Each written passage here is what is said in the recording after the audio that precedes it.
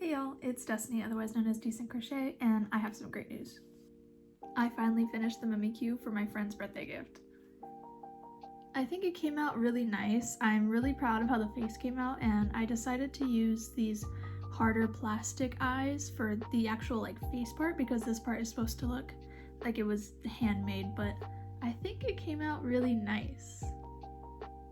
So I woke up today planning on making some of the calyx parts of the roses so I can start putting them together, and this is the first one I made before I started using my new hook grip and this is the one I made after I started using the new hook grip. And the thing is, I posted a short and a TikTok of me trying to use this, and one comment had said I should hold it like a knife instead of holding it like a pencil. So I've been sat here for 30 minutes trying to figure out how to crochet again, because I keep wanting to hold it like this, but then I need a finger over here holding my yarn since I've never been that good at holding my tension. But then if I use it like this, it does feel a lot more comfortable. But then I'm like, I noticed that when I'm using this grip, my arm is I'm trying to balance how to use it, and then I have to remind myself to sit. Sit with proper posture. So I think what I'm going to try and do is try and teach myself how to either continue to hold it like a pencil with the extra grip, or just teach myself all the stitches holding it like a knife. Now that I started using this grip, I'm kind of just afraid that I learned how to crochet wrong. I know my tension isn't always the best and not always consistent, but this is really showing it. So if I'm holding it like a pencil, I have to have a finger here so that way it holds my yarn and holds part of the project. So now I'm just going to start working into the chain to see if that's any different. And then after this, I'm probably just going to try and use the knife grip. To be completely honest though, this feels more tiring than just using it without the grip. I don't know if that's because I'm still using it wrong, or if I have to hold it the other way. I don't know what's happening. This also just feels a lot slower. Okay, I'm gonna try the knife grip. My hand, my hand feels so tired already. Kind of my forearm too, so I'm just I don't really know what I'm doing wrong or what I need to be doing differently. There's not really a tutorial on how to use this. Because even then with this one, I'm holding it with my pointer finger. I guess that is more relaxed on my hand though, but my tension then is even worse on this one. It just feels so loose. Do I need to do that or something? Just hold it? Well, I guess that's why people, oh my gosh, I guess that's why people use those tension rings, but I don't have one of those. I just have a normal ring. Oh, this does feel a little bit more comfortable though. That's horrible. But then when I'm holding it like a pencil, it doesn't do this. I don't know what I'm doing. This actually feels horrible. This is so frustrating. I just want to crochet and I'm having to teach myself how to do it again just so I can not get carpal tunnel by the time I'm 30. I'm trying to go back and forth between how I normally hold it to using the grip. So this is how I'm holding it without the grip. Okay, holding it how I used to definitely helps, but right now I have to even add in a fourth finger, my ring finger, to hold it how I usually hold it and holding the piece in place. Because I'm gonna be honest, I really don't want to have to relearn how to crochet just because I'm using a new grip, so I really don't want to have to learn the knife grip. And if this works for me and it doesn't hurt too much at the end of the day today, I think I'm just gonna keep doing it like this. It's still gonna take a lot of practice to get used to it, but at least it might be easier than learning a whole new hold of your hook. I'm taking a lot of breaks today, otherwise I'm gonna get so frustrated. Y'all, I'm gonna be honest, I think I'm gonna end up ambidextrous with the two different types of hook holds. I'm able to do both ways, I just have to move slowly. I mean, I'm doing this for fun, and I do have a time limit, but I have a month. And eventually, the more I practice, the faster I will get, but right now I just need to take this slow, take my time, learn the technique, and only cry a little bit. Alright, I have finished 7 of these, and I think I'm getting a hang of how to use my crochet hook holding it like a knife. There's certain parts where if I'm doing either like working in a magic circle and like some other part that I can't remember what I was doing, I'll hold it like a pencil still just because it's easier, but for the most part I've just been doing it like this and it's been relatively comfortable. So now that I have these done, I'm gonna store them over here for now, just because I don't want to keep making too many of the same thing in a row and I'll get bored. And also my other friend's birthday is on the 29th, and so I want to start working on that, and I honestly might finish it within either today or tomorrow, because it's just gonna be a simple little cat tapestry. It's gonna be orange and white because my friend has a little orange and white little kitten that she had gotten a while back. And funny story about her is she was allergic to cats, and then she would go on walks and run into a bunch of strays, and now she has 2 cats, I think. She just stopped being allergic. And I have a lot of patterns for different types of cat tapestries, but my friend's cat has a white like stripe in the middle of her face. I actually don't know. So I found a pattern that has like exactly like the same color pattern and everything, and so I'm gonna make her one of those. And the cat also has like a line detailing in a darker orange, and I have a couple of other different variations of orange that I might try and like take apart and use a single strand to embroider it. Now I don't usually do this, but I think I'm gonna carry all of my yarn into each stitch, and I guess kind of hope that it doesn't look bad, because usually I would just leave it out like this and then sew it in after, because I actually don't mind using a darning needle and just sitting and sewing it in after, but we'll see how it looks after this row if I want to keep doing it that way.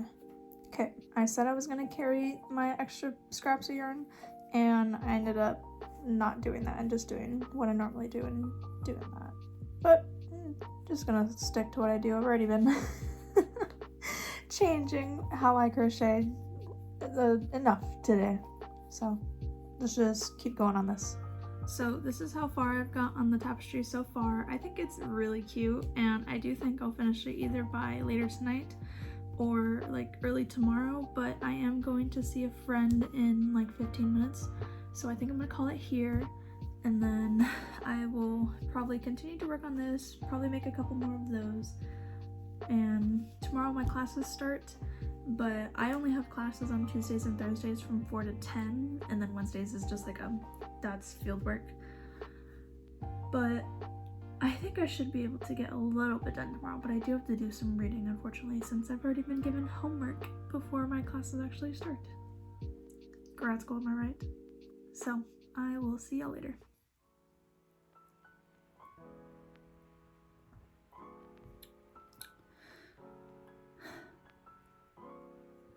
This isn't coffee, it's orange juice. Good morning. It is very, very cold, and I have class until like 10 p.m. today. So today is, I'm not gonna do my hair since it's gonna be in a hood kind of day. I did want to update y'all though, because I did finish the cat tapestry for my other friend's birthday gift last night, and I think it's pretty cute. I wasn't too sure how I felt about the stitching that I did, but it does match what her kitten has on its head, and I don't know about y'all, but that looks like a cat to me. So all I gotta do is just clean up the little frayed pieces, and then I don't know if I want to do it where it's like hanging or if I just want to give it to her like this. I still haven't decided, but her birthday's on the 29th, so I have like 2 weeks. I didn't make any more of the calyx parts since my friend and I were hanging out for quite a while last night, but they were also saying that for the Valentine's Day flowers I can do the roses, like I said, because I have a lot of colors that I could do for the roses. Lavender as well, and then if time permits, sunflowers. We were talking about whether or not I should do like eucalyptus leaves, or like just having the like little back leaves as accessories that people could add. but they were reminding me that I do have a lot of other things going on still, like school. And so priority roses, then lavender, then sunflower. I probably won't have time to do the leaves. I was even wondering if I should even add a leaf onto each individual flower, or if they should just be like that. I haven't fully decided. I gotta put a little bit more thought into that, but I will make more of the calyx parts in the meantime. Morning, y'all. It is Friday. Can't believe it's already Friday. This has been a very busy week, and it's only the first week of classes. So that's both exciting and terrifying. In my spare time, I have been trying to crochet more of the green calyx parts, and I have like 22 of them. I don't know if this is enough for what I have so far, but there's another thing with that I'll get into. I also started crocheting some lavenders. Well, not this one. This one's one that I made a long time ago, like trying to test it out. And this is the newest one, and I like this one clearly because even though it is a little bit more crocheted, it stands up on itself a little bit better. So as y'all know, I was working on roses over my break, and I have these red ones and these reddish orange. You can tell the difference. I was a little concerned you wouldn't be able to, but I am glad that I can. I also have the 12 of the white roses, and my concern is with these two colors. This muted purple, I don't think I'm going to turn into an actual stem just yet. And these ones, they are an in-between color of the two pinks that I currently have. And so I'm trying to figure out if I should do a light pink or the dusty rose. Honestly, I think the dusty rose might do a little bit better. And I was trying to figure out here for a few minutes before, pressing record, if I should do 3 colors of roses and just not do any pinks. But then it's pink roses, I don't want to miss out on that. And so I think what I'm going to do is I'm going to shoot for 4 colors. So I'll have the red, reddish orange, white, and then the dusty rose. And then since I have started on the lavender, this one is obviously going to be a color, and a dark purple that you can't really see in this lighting. And I was thinking this one, and maybe like this other dusty purple. And that one I'm not too sure. That one I might just do 3 colors and then, or maybe even 2, like the light purple and dark purple, and just not do the different colors. Because I was also thinking of doing sunflowers. Just, cute little sunflowers. A lot of people on campus like sunflowers for some reason. So if I do it like that, I would most likely have 4 different colors of red roses. I'm gonna say 2 colors for the lavender right now. Maybe 3, maybe. I'm not even sure if I'm gonna get to the sunflowers.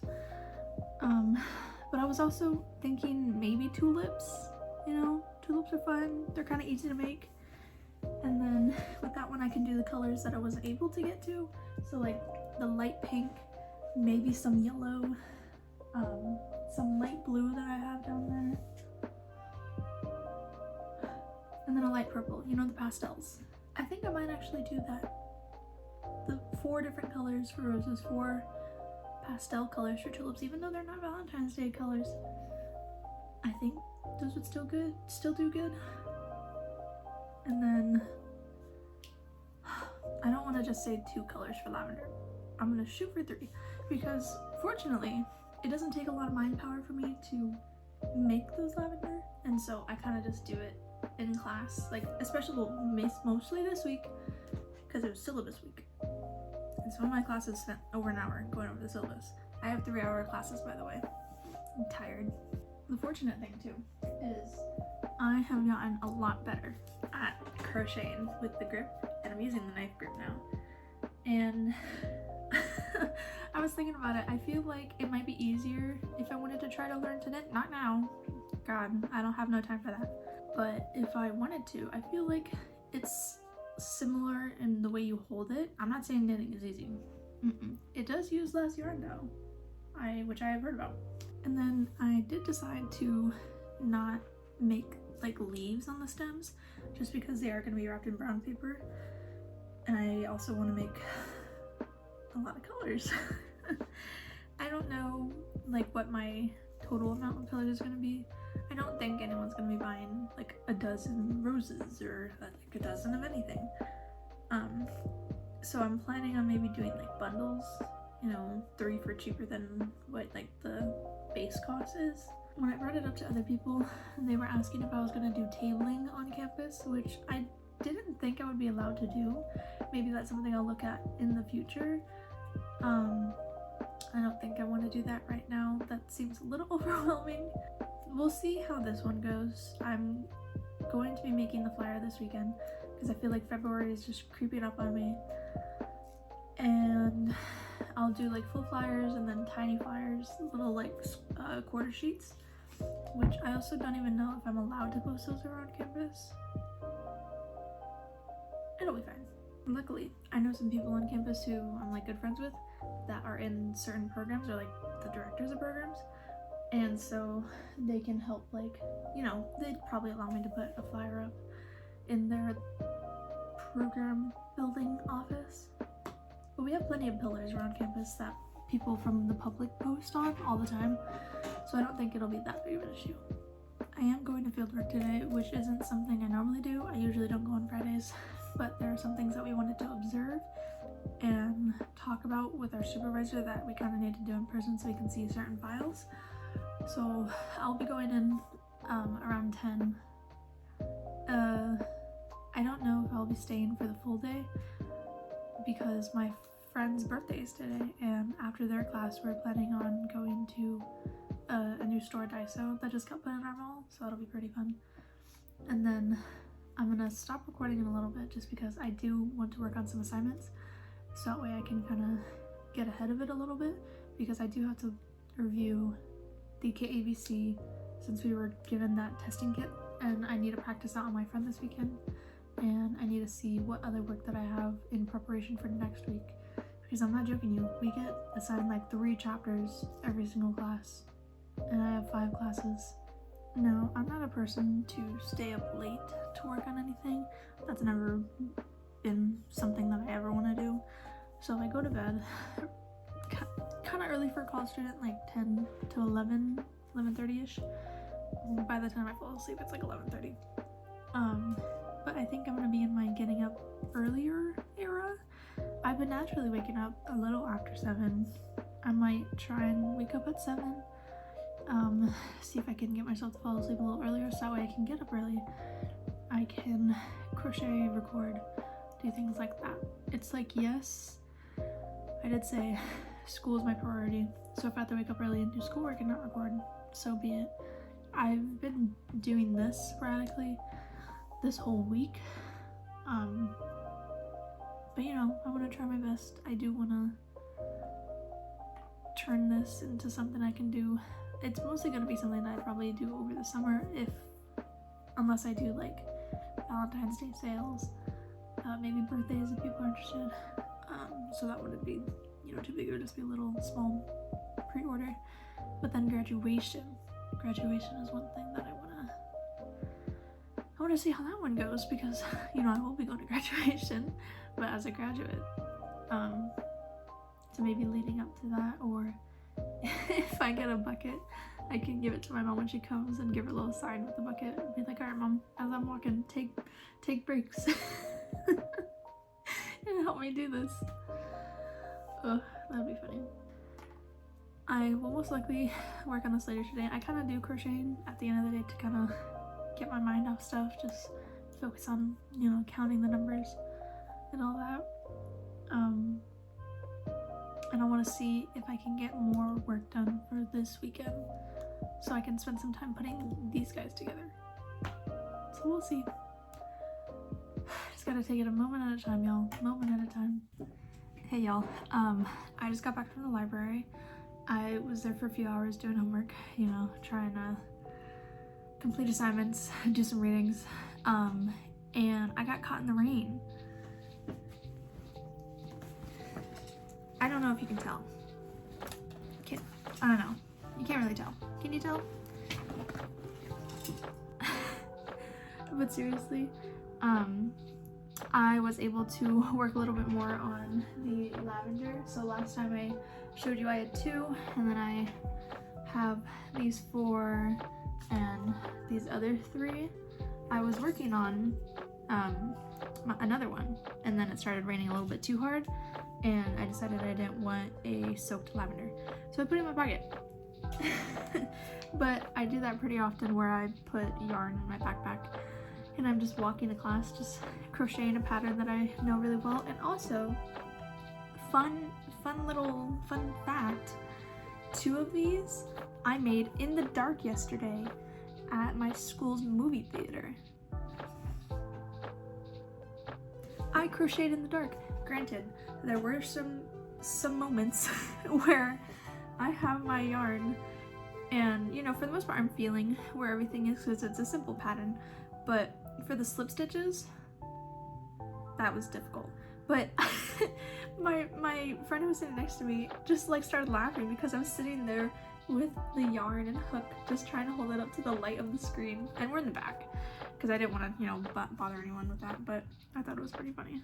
I also worked on the tapestry a little bit more, the planting the seeds tapestry.